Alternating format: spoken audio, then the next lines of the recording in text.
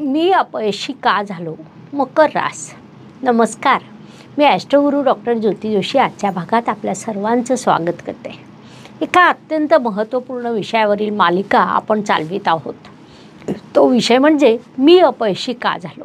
खरं तर हा प्रश्न अगदी सर्वांनाच पडत असतो आणि त्याचं उत्तर शोधण्याचा देखील सर्वजण प्रयत्न करीत असतात. यावरून या विषयाचं गांभीर्य तुमच्या लक्षात आलं असेल.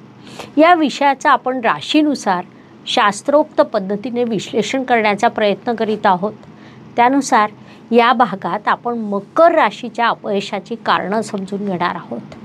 तसंच मी अपयशी का झालो या प्रश्नाचं उत्तर शोधत असताना यशस्वी होण्यासाठी काय करावं लागेल या प्रश्नाचं उत्तरही आपसूक मिळतं, जे तुम्हाला मिळणार आहे.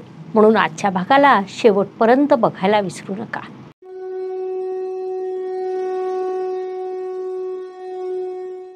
मकर राशीच्या दृष्टीने विचार केला असता शनिदेवांची श्रमिक रास म्हणून तिची विशेष ओळख आहे. या राशीत एक नैसर्गिक विरोधाभास दिसून येतो. एकीकडे ती चर रास आहे आणि दुसरीकडे ती पृथ्वी तत्वाची देखील आहे. पृथ्वी तत्वाची रास म्हणजे ती खरं तर स्थिर असायला हवी, कारण पृथ्वी तत्व अर्थत्रिकोण दर्शवतं. मात्र अर्थत्रिकोणाची असून सतत चर असणं म्हणजे अस्थैर्य असणं हा त्यातील एक भाग येतो. अतिरिक्त परिश्रम हा या राशीचा मूळ गुणधर्म म्हणता येईल. खूप परिश्रम करीत राहणं, सतत कार्यरत राहणं, कोणत्याही गोष्टीत यशाचं श्रेय नाकारल्या जाणं या बाबी मकर जातकांसोबत घडतात. म्हणजे त्यांचं काम हे कायम दुर्लक्षित राहतं. एखादं मोठं कार्य जेव्हा घडतं तेव्हा त्या कार्याच्या वरिष्ठ अधिकाऱ्यापासून तर मोठ्या मोठ्या लोकांचं कौतुक होतं. मात्र प्रत्यक्ष कार्य करणारा श्रमिक व्यक्ती हा कायम दुर्लक्षित असतो. मग तो एखादा पूल असेल, एखादी भव्य वास्तू असेल, या प्रकारे कोणतंही भव्य दिव्य काही घडताना तिथे सगळ्यात जास्त श्रमिकांची गरज असते.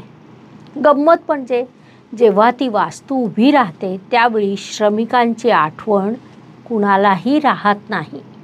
असं मकर जातकांच्या बाबतीत नेहमी घडत असतं. मकर जातक हे आपल्या मूळ स्वभावानुसार सतत परिश्रम करीत असतात. यश आलं की त्याचं श्रेय त्यांना कधीच मिळत नाही. मकर राशीच्या मंत्रिमंडळाचा जर विचार केला तर शनिदेव हे राशी स्वामी असल्यामुळे या पत्रिकेचे ते मुख्यमंत्री होतात.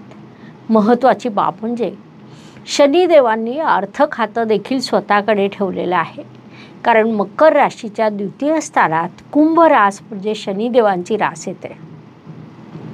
आता परिश्रम करणारा व्यक्ती परिश्रम करतो, मात्र सोबतच अर्थाचं योग्य नियोजन तो करू शकतो असं होत नाही.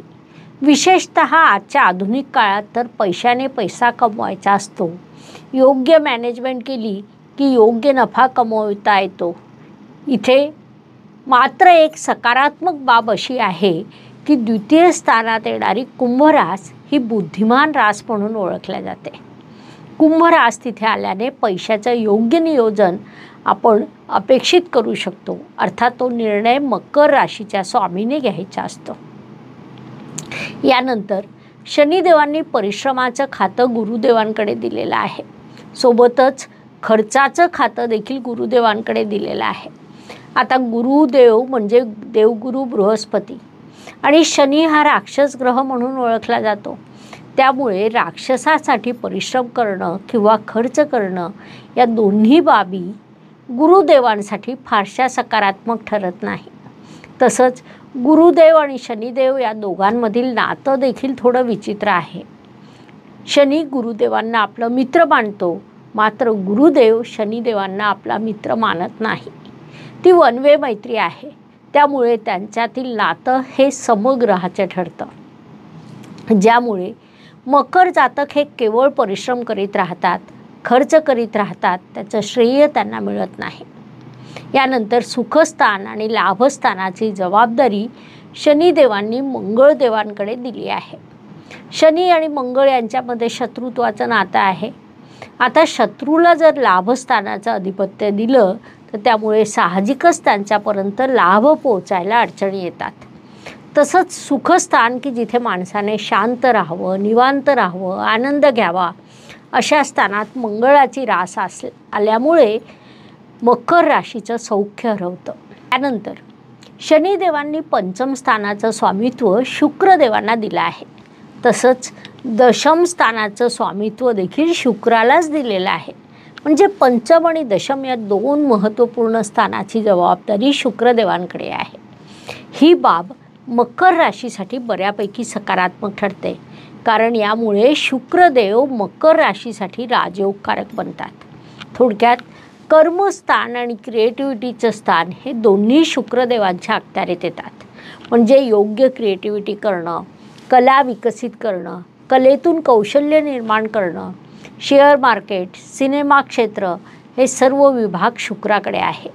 पंचम स्थान हे क्रिएटिव्हिटीचं आणि दशम स्थान हे कर्माचं स्थान शुक्रदेवांकडे असल्यामुळे येथे मकर राशीचे स्वामी शनिदेवांनी बुद्धिमत्ता दाखवून खातं वाटप केलं आहे असं आपण म्हणू शकतो. यानंतर षष्ठ स्थान म्हणजे अर्थत्रिकोण आणि शत्रूचं स्थान तसंच भाग्यस्थान या दोन्ही स्थानांचं स्वामित्व शनिदेवांनी आपल्या मित्राला म्हणजे बुध ग्रहाला दिलं आहे. बुध येथे भाग्योदय करतो, परंतु त्याला एक मर्यादा असते, कारण बुध हा ग्रहांचा राजकुमार आहे. कार्य करण्यापेक्षा खेळणं आणि गप्पा मारणं हा त्याचा आवडीचा विषय असतो. त्यामुळे शनिदेवांना परिश्रमाने स्वतःचं भाग्य विकसित करावं लागतं. अर्थात मकर जातकांना अधिक परिश्रम करून भाग्य विकसित करावं लागतं. शनिदेवांनी सप्तम स्थानाचं स्वामित्व कर्क राशीला दिलं आहे. ही बाब मकर जातकांना सगळ्यात जास्त त्रासदायक ठरते, कारण कर्क रास ही अत्यंत संवेदनशील रास म्हणून ओळखली जाते. याच्या विरुद्ध मकर जातक हे थोडेसे रुक्ष आणि परिश्रमी असतात.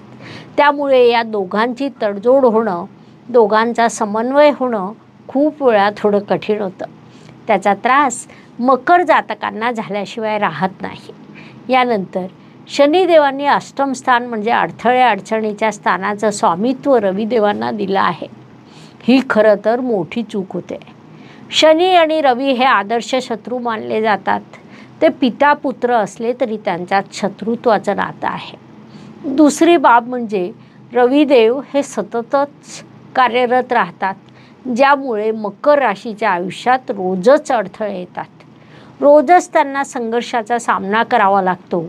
त्यामुळे अडथळ्यांना, संघर्षाला पर्याय नाही असं आपण मकर जातकांच्या बाबतीत म्हणू शकतो.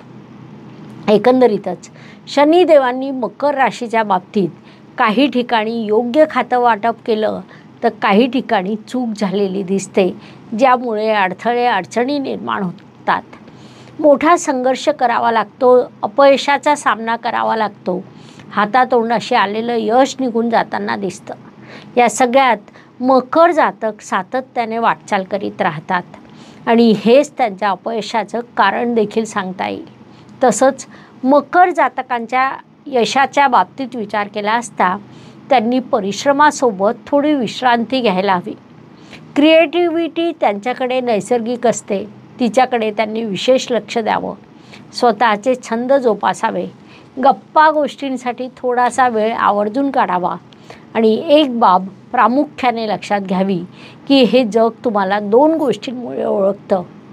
एक म्हणजे तुमच्याजवळ काहीच नसताना तुम्ही जो संयम बाळगता त्यामुळे जग तुम्हाला ओळखतं. दुसरी बाब म्हणजे तुमच्याजवळ सर्व काही असताना जेव्हा तुम्ही रुबाब दाखवता तेव्हा देखील तुम्हाला जग ओळखतं. मकर जातक या पद्धतीने यश मिळवू शकता. बुध आणि शुक्र हे दोन ग्रह तुम्हाला यश मिळवून देण्यासाठी सहकार्य करीत असतात. त्यामुळे व्यापार आणि कला हे दोन सेक्टर तुमच्या यशाची दिशा ठरवतात. म्हणजेच एक गाव अत्यंत साधं असतं, इतकं की तिथे वीज देखील पोहोचलेली नसते, तरी देखील सर्व लोक अत्यंत सुखात राहतात. दररोज पहाटे लवकर उठतात, सायंकाळी अंधार झाला की लवकर झोपतात. एक दिवस तिथे एक व्यक्ती कंदील घेऊन येतो, ज्यामुळे गावातील लोक अस्वस्थ होतात.